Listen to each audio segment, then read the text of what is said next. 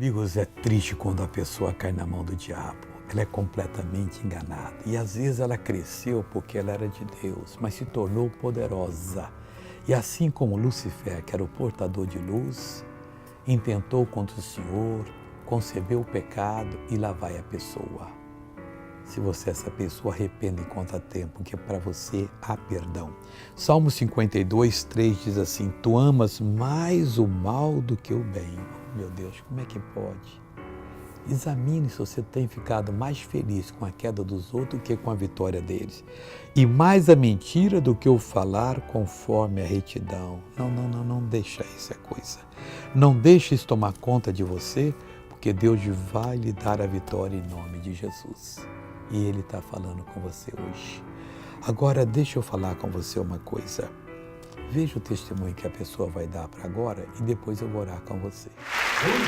Quem aqui é o próximo que vai agradecer ao Senhor? Você, vem aqui, por favor. Qual era o problema em seus braços, irmão? Meu braço doía há mais de 20 anos. Mais de 20 anos. Mais de 20 anos.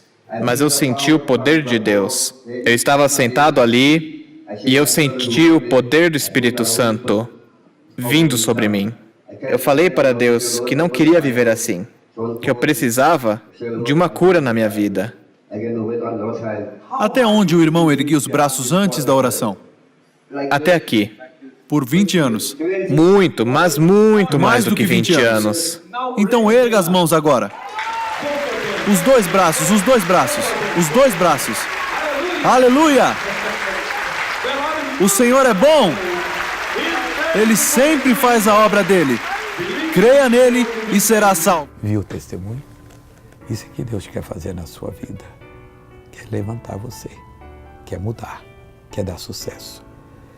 Deixa eu orar com você agora. Pai, em nome de Jesus, eu amarro todo o mal nessa vida, todo espírito de engano, eu liberto essa pessoa em nome de Jesus.